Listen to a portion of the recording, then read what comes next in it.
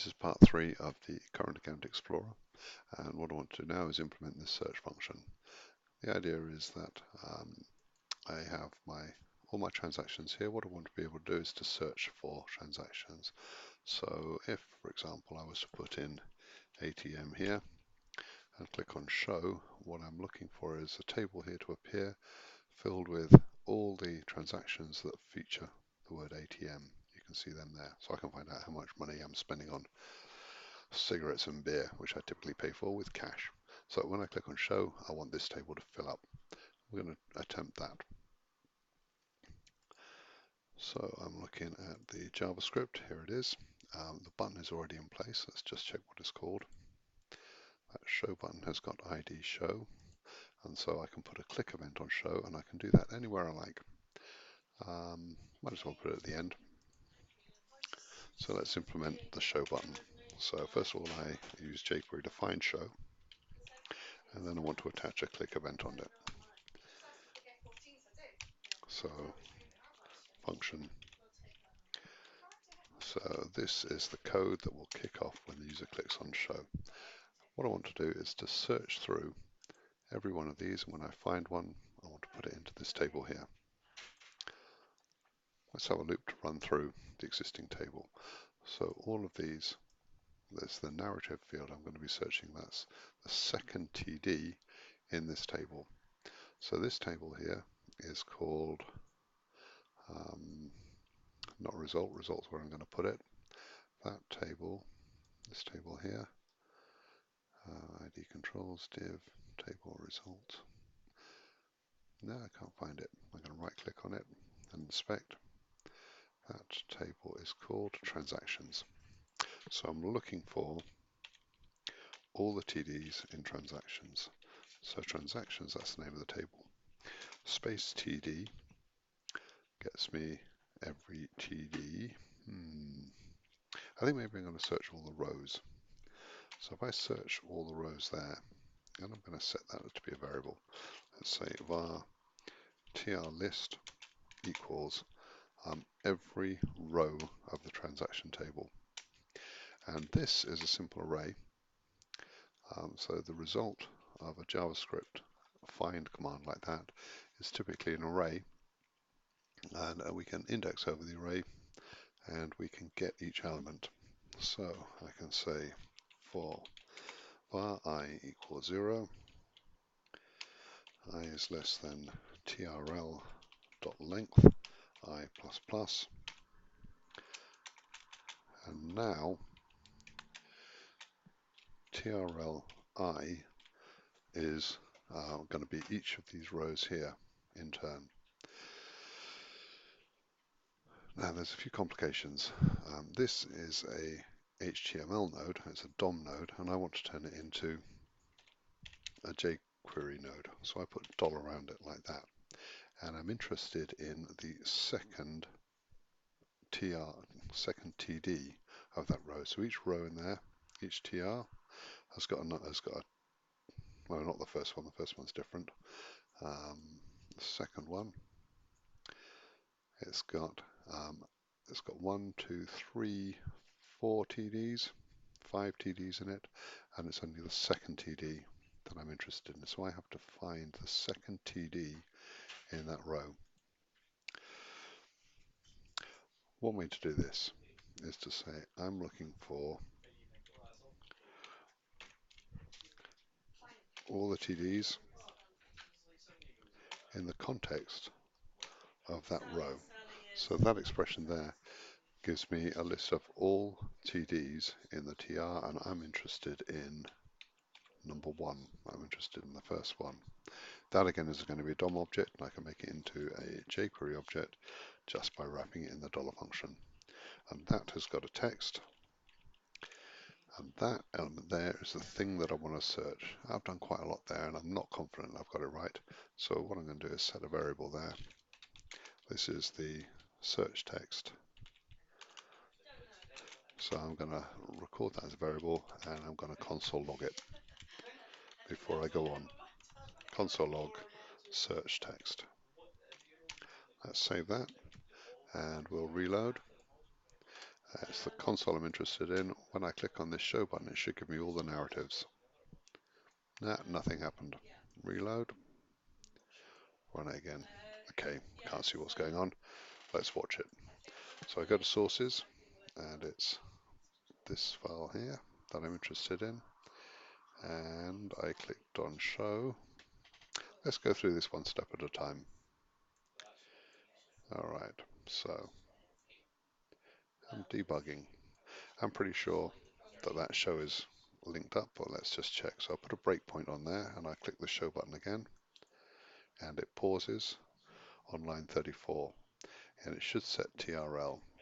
Let's line step the debugger. I'm looking for line step, can't see it. Where is line step? There it is, line step there. So line step and what's TRL?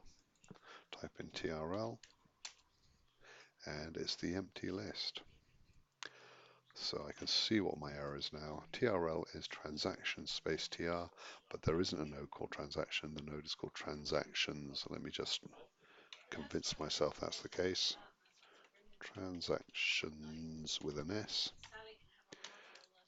And there's one of them. Let's try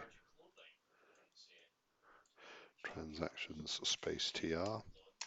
And that's a list with a whole bunch of things in it. That looks about the right length. Okay, so I had a spelling mistake. Let's find it and fix my spelling mistake. That was transaction. It should have been transactions. That's a lesson to myself. I usually use singular, um, and I've used a plural there. So I've saved that. Debugger, I want to take off that debug line because I'm definitely 100% sure I've fixed all my problems. Let's reload. And we're looking at the console again. Click on show, and there we go. You can see all of the transactions are in there. Okay, so that's the text I want to search. But I don't want every single one of them. I want to filter them depending on what text was in here. Let's have a go at that. So that's strx.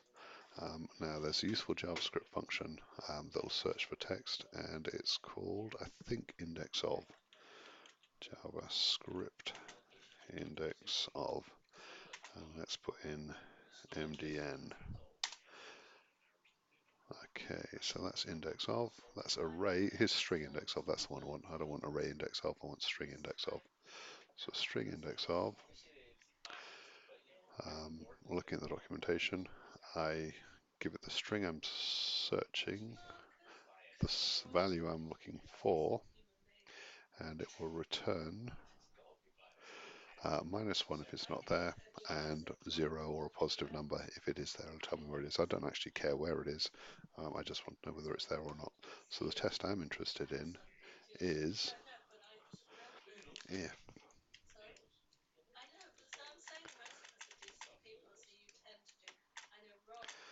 Okay, so the test I'm interested in is if the string that I'm searching for dot index of and the text I'm searching for, well, that's what's in this thing here. What's that thing called? Inspect it, and that's called search. So I'm interested in the text I'm looking for is hash search and dot. Now it's either .txt or .val. Because it's an input element, .val is what's used. So if index of search is greater than or equal to 0, that means I found it, and I'm going to print it out. Let's save that and reload. Okay, console again. Let's look for ATM. So ATM is that. Click on search, and that's looking good. Can you see all of the output I've got? They all include the search term ATM. Let's search for Napier and click on show, and well, nothing happened. Run that again. Let's clear that. Run it again. Oh, it didn't work a second time. I wonder what's going on. Let's try it. Click on that. show, pause in the debugger, do that, TRL, what does TRL look like? Yep, that's good. Line step, line step, line step. Okay, let's see what SDX is. That's the empty string.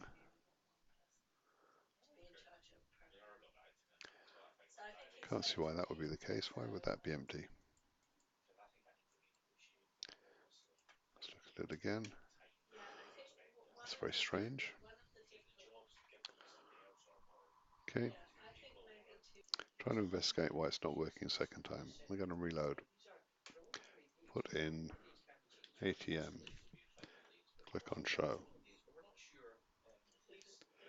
That worked. Clear the output. Let's run it again. Exactly the same query. Complete. Now it's working now. Let's try Napier. I'm going to take that off. Clear the output and run it again. Let's try Napier within capitals. Oh, that's interesting. Okay, it's case sensitive, of course. I was typing Napier with lowercase, but it's requiring uppercase. How we can fix that? Let's make sure that we take this value here, and we'll send that to uppercase. That's actually pretty efficient because I'm doing that conversion in the loop hundreds of times. It would actually be a lot more efficient for me to make that a variable. Let me do that. So I'm going to cut that out. This is going to be search term uppercase, and let's set var search term uppercase equals the thing that I'm looking for. Search term uppercase. All right, that way the user can type in upper or lowercase, but it'll search case insensitively. All right, I'm happy with that. Save that, reload, ATM, show, and it finds them. Napier, not caring about the case, and it shows them. Okay, it's all very well putting this stuff out on the console, but we want it to show up in this thing here. All right, so instead of console logging, what I want to do is to create a new node. So let's create a new node. This is similar to what we did before. Var tr equals $tr.